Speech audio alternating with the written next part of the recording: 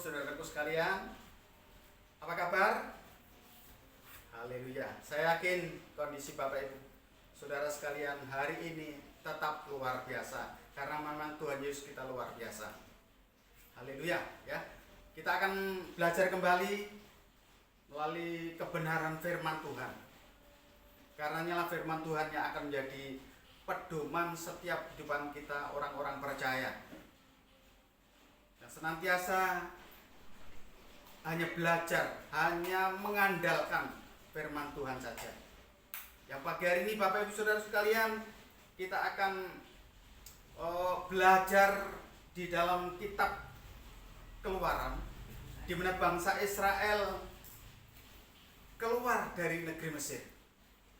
Dan di sana Tuhan sudah berjanji bahwa Tuhan akan menyertai bangsa itu sampai ke tanah perjanjian.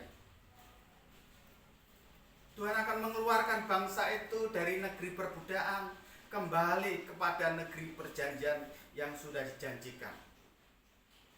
Dan memang tidak mudah Bapak Ibu Saudara sekalian ketika bangsa itu meninggalkan negeri perbudakan itu kembali menuju ke negerinya, yaitu negeri yang dijanjikan, negeri perjanjian itu Saudara. Tidak mudah. Tantangan rintangan ada. Nah, pagi hari ini dengan satu judul firman Tuhan, judul khotbah pagi hari ini yaitu penyertaan Tuhan di padang gurun. Nah, kita akan ambil di dalam kitab Keluaran pasal yang ke-13 ya. Di sana diceritakan bagaimana Tuhan menetapi janjinya, bagaimana Tuhan sudah berkarya atas bangsa itu, sudah berusaha sebegitu luar biasa melalui Musa untuk membawa keluar bangsa Israel itu dari tanah perbudakan. Nah, di sana saudaraku ada beberapa yang dapat kita pelajari dari kisah itu, yaitu di dalam kitab Keluaran ini ya. Yang pertama yaitu jalan Tuhan. Saudaraku, kita mengetahui jalan Tuhan itu memang sering tidak sesuai, tidak sama dengan jalan kita. Jalan Tuhan itu memang penuh dengan hal-hal yang luar biasa, yang tidak dapat kita mengerti, yang tidak dapat kita pahami kadang. Tetapi ternyata jalan Tuhan itulah yang terbaik. Ya. Mari kita baca dalam ayat 17. Setelah Fir'aun membiarkan bangsa itu pergi, Allah tidak menuntun mereka melalui jalan ke negeri orang Filistin, walaupun jalan ini yang paling dekat. Sebab firman Allah, jangan-jangan bangsa itu menyesal apabila mereka menghadapi peperangan, sehingga mereka kembali ke Mesir. Tetapi Allah menuntun bangsa itu berputar melalui jalan di padang gurun menuju ke laut Teberau. Dengan siap sedia berperang, berjalanlah orang Israel dari tanah Mesir. Kalau kita berbicara mengenai ayat ini Bapak Ibu Saudara sekalian, sebenarnya perjalanan dari Mesir ke tanah Kanaan itu tidak terlalu lama seharusnya. Mungkin hanya butuh beberapa bulan saja dengan berjalan kaki. Tetapi Tuhan kenapa kok tidak mengajak lewat jalan itu yang sudah terbiasa dilewati oleh ketika bangsa Israel keturunan Yakub pada saat itu pergi ke Mesir. Tetapi Tuhan di sini mengatakan mereka diajak saudaraku berputar, tidak melalui jalan itu, tetapi melalui jalan yang keliling, dan akhirnya ketemulah di laut Teberau.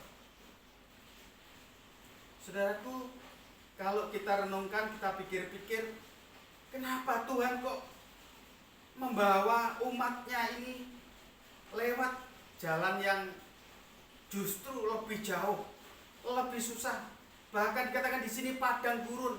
Ketika mereka ada di jalan itu Bapak Ibu Saudaraku ya, menuntun bangsa itu berputar melalui jalan di padang gurun. Ya, tentunya bangsa itu juga bertanya-tanya. Bahkan ada yang mungkin bertanya-tanya Musa sebagai pemimpin pada saat itu. Kalau kita baca itu protesnya saudara di dalam ayat pasal 14 ayat 11 dikatakan di sana, dan mereka berkata kepada Musa, apakah karena tidak ada kuburan di Mesir, maka engkau membawa kami untuk mati di padang gurun? Apakah yang kau perbuat ini terhadap kami dengan membawa kami keluar dari Mesir? Nah, Bapak Ibu Saudaraku sekali, ini sering terjadi persungutan ya seperti ini. Itu juga sering terjadi dalam kehidupan kita sebagai orang-orang percaya ketika Tuhan itu membawa kita itu ke padang gurun. Ya, kadang kita ini juga dibawa ke padang gurun oleh Tuhan. Tuhan izinkan kita ini juga ada di padang gurun. Tuhan izinkan hal itu terjadi. Ya. Dan ini jadi pertanyaan buat kita sekalian, juga kepada bangsa Israel pada saat itu. Kenapa Tuhan kok membawa kita ke padang gurun? Sampai akhirnya ketika dia menghadapi, saudaraku ya, ketika kalau kita baca ayat selanjutnya ya, ketika bangsa itu melihat di belakang itu tentara Mesir ya, Firaun bersama tentaranya itu sudah siap ya, ada di belakang. Sementara kanan dan kiri adalah padang gurun, di depannya laut. Lah, saudaraku, inilah hal-hal yang ingin sebenarnya Tuhan itu tunjukkan. Sepertinya Tuhan ingin membunuh bangsa itu di padang gurun, tetapi sebenarnya Tuhan ingin menyatakan, memperlihatkan kuasanya kepada bangsa itu, juga kepada kita. Kadang kita pun juga menghadapi seperti kenapa. Mestinya menurut kita jalan yang terbaik itu ini Tuhan. Tetapi Tuhan tidak membawa kita ke sana, tapi Tuhan punya jalan tersendiri, yaitu jalan yang lebih baik. Ya, jalan yang memang benar, yang harus dilewati oleh bangsa itu juga kepada kita sekalian. Jalan keluar yang Tuhan menyatakan itu sebenarnya saudaraku jalan yang terbaik. Cuman kadang memang sering kita ini tidak mengerti, sehingga kita bersungut-sungut, sehingga kita kadang itu menghujat Tuhan, bahkan memperolok-olok Tuhan. Tapi puji Tuhan, pada hari ini Tuhan menyatakan kuasanya melalui laut Teberau yang terbelah, sehingga bangsa itu bisa melihat. Karena apa saudaraku? Kalau bangsa itu dituntun melalui jalan yang sebelumnya, saudaraku, jalan yang biasa mereka lewati, mungkin mereka akan mereka menganggap ini adalah jalan. Aku sudah tahu, aku sudah pernah lewat, aku sudah terbiasa lewat ini ya, sehingga kekuatannya sendiri yang diandalkan. Tetapi Tuhan tidak mau ya mereka itu ataupun kita mengandalkan kekuatan kita sendiri. Tuhan mau dia mempercayakan hidupnya itu kepada Tuhan ya. Ada satu ayat di dalam Ulangan Bapak Ibu Saudaraku sekalian ya, Ulangan 8 yang berkenaan dengan ini ya. Ayat yang kedua di sana dikatakan, ingatlah kepada seluruh perjalanan yang kau lakukan atas kehendak Tuhan ya, atas kehendak Tuhan Allahmu Bapak Ibu Saudara sekalian, di padang gurun selama 40 tahun ini dengan maksud merendahkan hatimu. Tidak lain adalah merendahkan hatimu ya. Dan mencobai engkau untuk mengetahui apa yang ada dalam hatimu, yakni apakah engkau berpegang pada perintahnya atau tidak. Nah ini, jadi ia merendahkan hatimu ya. Membiarkan, katakan ayat 3, membiarkan engkau lapar dan memberi engkau makan mana yang tidak dikenal dan yang juga tidak dikenal oleh nenek moyang kita ya. Kadang itu kita ini berhadapkan saudaraku ya hal seperti ini karena Tuhan mau punya rencana. Tuhan punya rencana untuk merendahkan hatinya, membentuk kita, mengubah kita supaya kita ini menjadi yang lebih baik.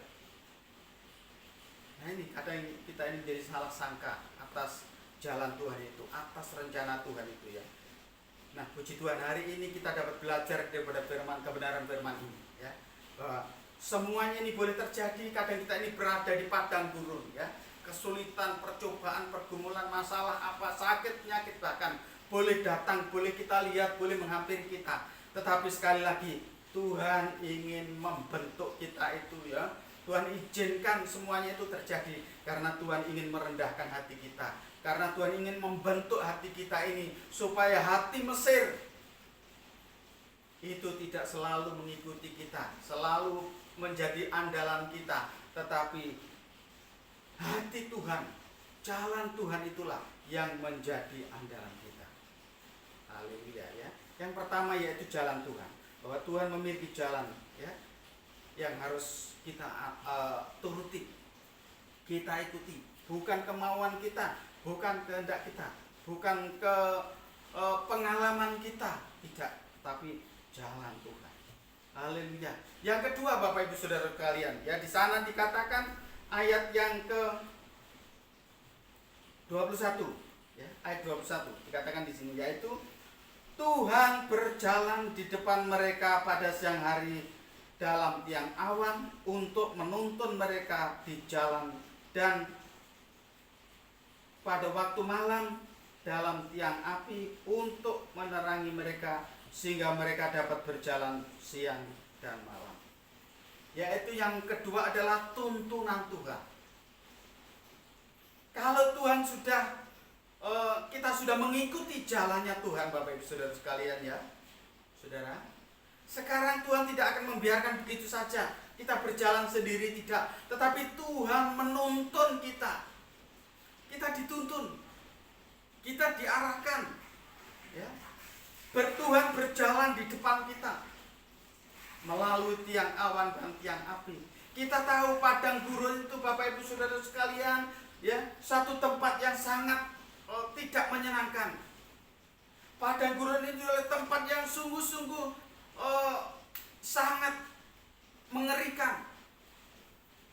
Di sana tidak ada air, di sana tidak ada pohon, ya, tumbuh-tumbuhan tidak ada. Di sana yang lebih celaka lagi, Bapak Ibu Saudara sekalian, binatang-binatang buas, binatang yang berbisa yang ada, yang kita ketemui di sana. Tidak ada air, tidak ada makanan, tidak ada orang yang lain pun yang lalu lalang, tidak ada. Yang ada justru binatang buas. Sungguh tempat yang sangat mengerikan. Kalau siang panasnya luar biasa, ya, baik dari atas maupun dari bawah, pasirnya panas. Kalau malam dinginnya tidak terkira, panas dan dingin, siang panas, malam dinginan. Nah, Bapak Ibu Saudara sekalian, bagaimana? Apakah Tuhan biarkan? Ternyata di sini Tuhan tidak pernah sedetik pun meninggalkan umatnya pada saat itu. Tuhan tidak sedetik pun meninggalkan kita. Tuhan selalu menuntun kita. Tuhan selalu menunjukkan jalan kepada kita. Apa yang harus kita lakukan, apa yang harus kita perbuat. Tuhan memberikan tuntunan. Bagaimana kita tahu, Bapak Ibu Saudara sekalian, ya? Kalau di sini bangsa Israel dikatakan, ya, kalau malam itu ada tiang api yang artinya menerangi, sehingga mereka, perjalanan mereka itu bisa melihat jalan, bisa melihat, oh ini seandainya ada bahaya, binatang-binatang buas, binatang yang berbisa tadi, bisa melihat. Sekaligus karena dingin juga menjadi penghangat. Tuntunan Tuhan, Bapak Ibu Saudara, ya. Kalau siang, yang saya katakan tadi, panas sekali, tetapi oleh karena ada tiang awan, mereka berjalan seakan-akan ada payung yang menudungi mereka, yang memayungi mereka. Kalau hujan tidak kehujanan, kalau panas tidak kepanasan. Tuhan menuntun umat. Oleh sebab itu, Bapak Ibu Saudaraku sekalian, kita pun hari-hari ini, ketika sedang menghadapi masalah, saya katakan tadi, ketika kita juga ada di padang gurun itu, ya, percayalah, Tuhan juga akan menuntun kita. Tuhan tidak akan membiarkan kita berjalan sendiri. Tuhan tidak pernah membiarkan kita ini mencari-cari jalan sendiri. Suatu ketika, Bapak Ibu Saudaraku sekalian, ini ada satu ilustrasi. Mungkin ilustrasi ini pernah saya sampaikan, Bapak Ibu Saudaraku, ya. Suatu ketika anak dan bapak sedang berjalan di tepi pantai, dan Dan ketika berjalan itu mereka sambil bergurau, sambil bercakap-cakap, saudaraku ya. Di sana kita lihat ya, mereka berjalan bersama-sama ya. Sehingga terlihatlah telapak-telapak kaki ya mereka. Ya. Tapi suatu ketika telapak kaki itu cuma dua.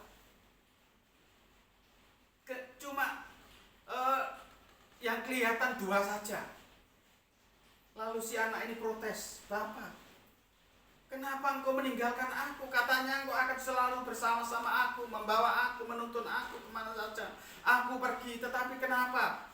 Itu kau biarkan aku berjalan sendiri."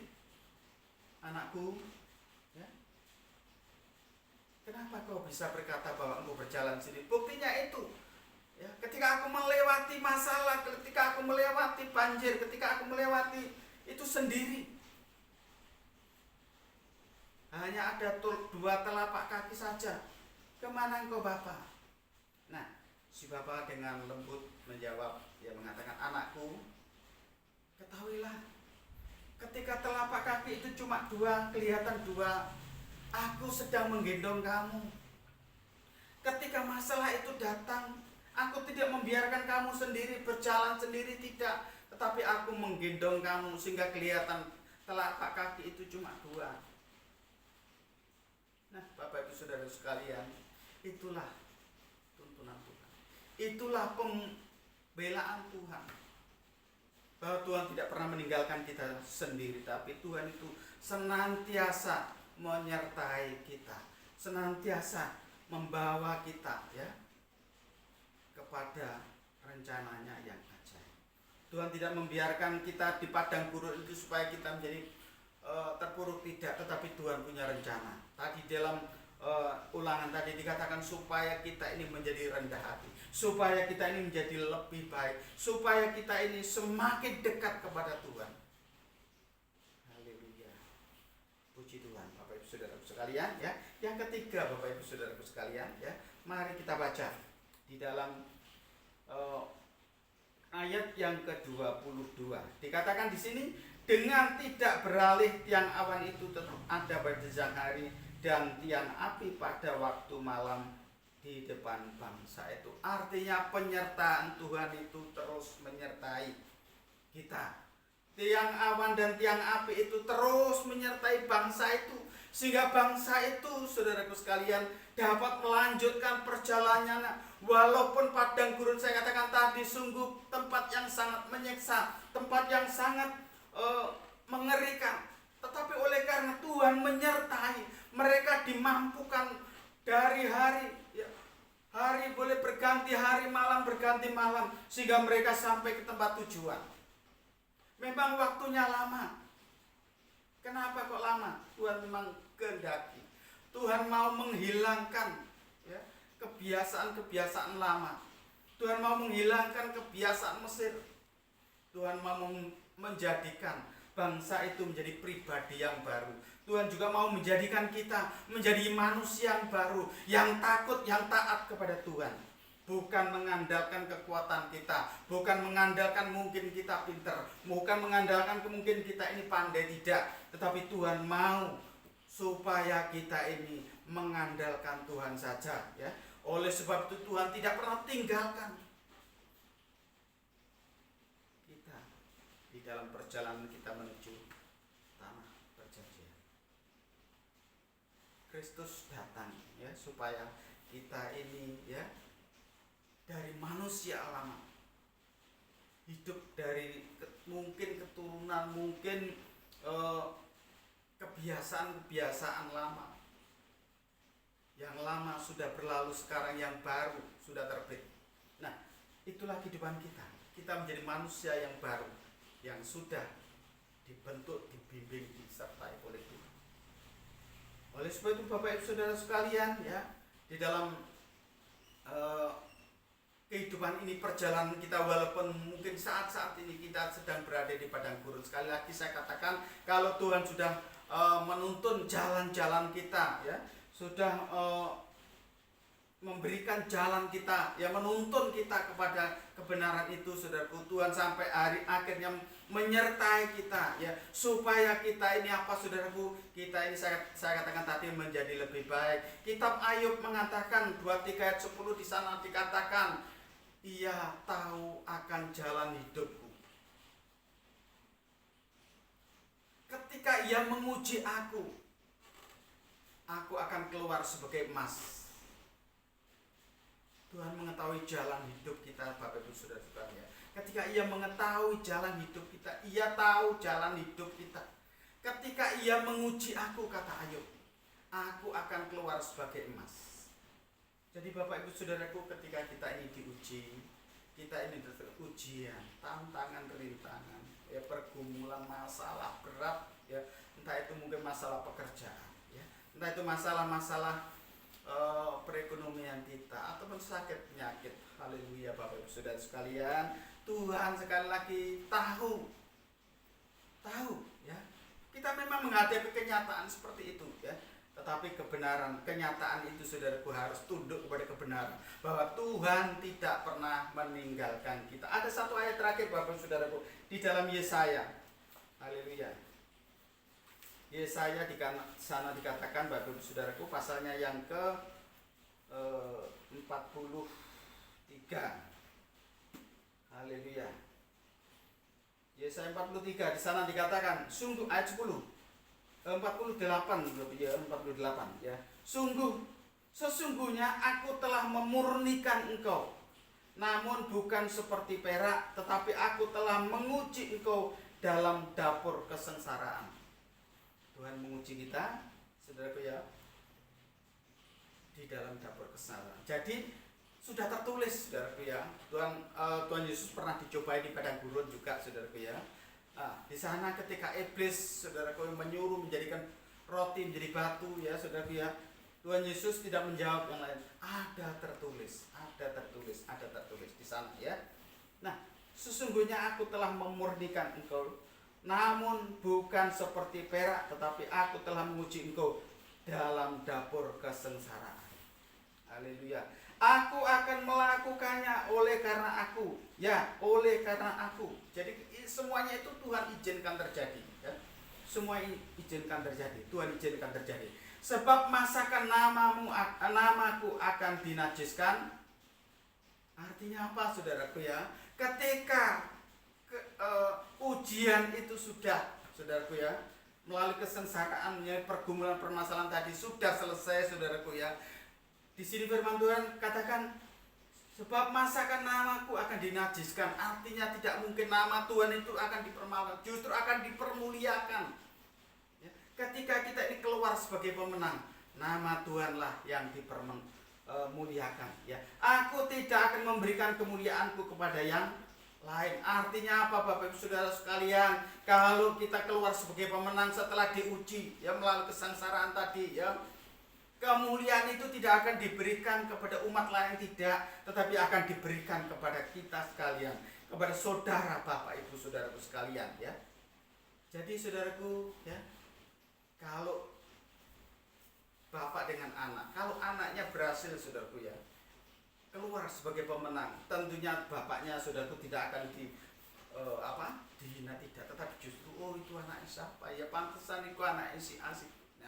Begitu pula saudaraku kita, ketika kita ini diuji melalui kesengsaraan, melalui pergumulan, melalui padang gurun tadi saudaraku ya, Bapak kita lah yang akan dipermuliakan. Maka Tuhan saudaraku ya senantiasa menyertai kita. Tuhan, jalan Tuhan itu disediakan bagi kita. Tuhan menuntun, Tuhan menyertai sampai kepada tanah perjanjian, sampai kepada selesainya masalah demi masalah. Dan di sini dikatakan ayat yang ke 11 tadi ya, aku tidak akan memberikan kemuliaan itu kepada yang lain. Puji Tuhan Bapak Ibu Saudaraku, inilah kita patut berbangga. Bapak kita memang Bapak yang luar biasa, yang sungguh-sungguh akan menjadikan kita ini sebagai pemenang, dan kita pun juga akan menerima kemuliaan Tuhan. Bapak kita dipermuliakan, kita pun juga akan dipermuliakan oleh Tuhan. Puji Tuhan, Tuhan Yesus memberkati. Mungkin saudara boleh melewati padang gurun, tetapi Tuhan sekali lagi tidak pernah tinggalkan saudara. Tuhan senantiasa akan menyertai saudara. Tuhan akan senantiasa membimbing saudara, menuntun saudara kepada kebenaran-kebenarannya, sehingga kita boleh keluar sebagai pemenang. Haleluya. Mari kita akan berdoa Bapak Saudara sekalian. Tuhan, terima kasih. Terima kasih Tuhan. Firman-Mu sudah, hamba-Mu sudah berhenti berkata-kata. Firman-Mu sudah selesai disampaikan, diberitakan. Memang Tuhan, padang gurun sering kami alami. Haleluya. Tantangan demi tantangan, pergumulan, permasalahan, sakit mungkin datang silih berganti. Sering kami tidak mengerti Tuhan. Sering kami tidak bisa memahami akan rencana-Mu. Haleluya. Tapi Tuhan, Engkau tidak pernah membiarkan kami berjalan sendiri. Engkau ingin menyertai kami selalu, senantiasa. Dan sekarang kami tahu Tuhan, semuanya boleh terjadi karena Engkau ingin membentuk kami, karena Engkau ingin menguji kami, karena Engkau ingin memurnikan kami Tuhan, menjadi pribadi-pribadi yang Tuhan berkenan, agar nama-Mu dipermuliakan ya Tuhan. Dan kami pun Tuhan Yesus menerima kemuliaan itu Bapak. Terima kasih Bapak, terima kasih Tuhan Yesus. Firman-Mu hari ini biarlah menjadi berkat buat kami sekalian. Di dalam nama Tuhan Yesus. Haleluya. Amin.